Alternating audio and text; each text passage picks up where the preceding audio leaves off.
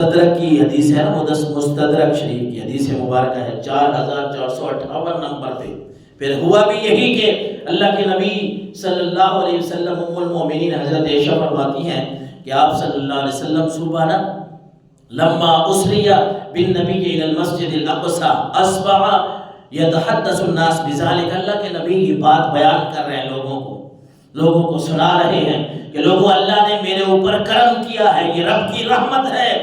میں پھر عرض کر رہا ہوں کہ نبی اپنی طاقت سے نہیں جاتے، اپنی ذاتی ان کے پاس ذاتی علم نہیں ہوتا، بلکہ رب ان کو دیتا ہی اتنا ہے جس کی انتہا اور جس کا کنارہ ہی نہیں ہوتا.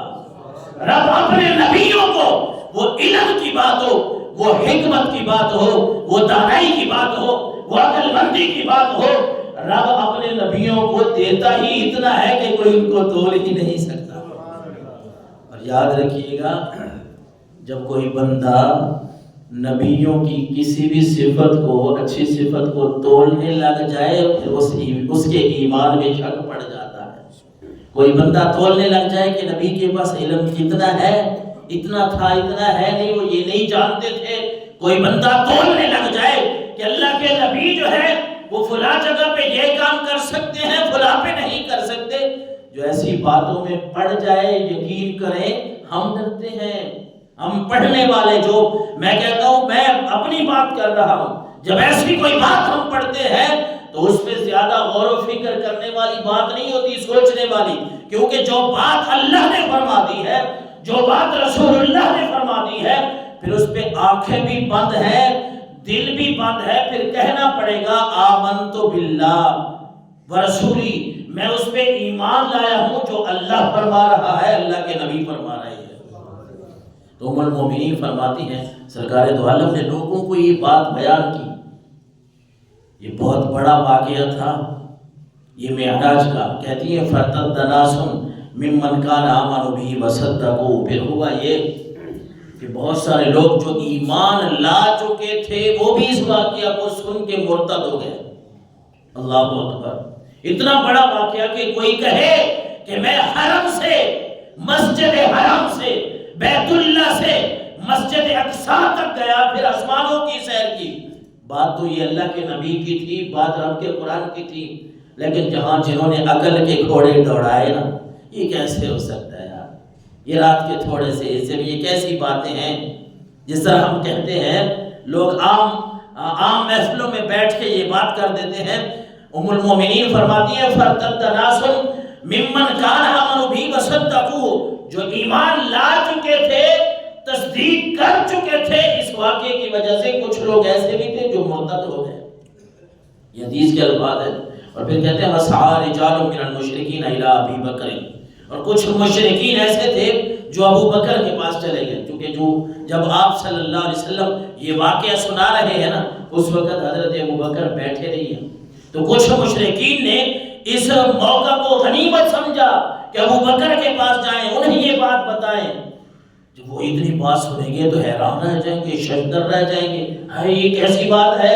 میرے نبی نے، میرے ساتھی نے، میرے دوست نے یہ کیسی بات کہہ دی؟ ان باتوں میں پڑ جائیں گے. مشرکین کا یہ خیال تھا. لیکن جب مشرکین حضرت ابو بکر کے پاس پہنچے نا تو انہوں نے کہا حل لک الی صاحبک یزعم انہ اسری بہ اللیل الی بیت المقدس. ارے آپ کو پتہ ہے ابو بکر آپ کے دوست کیا کہہ رہے ہیں؟ وہ تو کہہ رہے ہیں کہ میں رات کے تھوڑے سے حصے میں مسجد حرام سے مسجد اقصی گیا ہوں.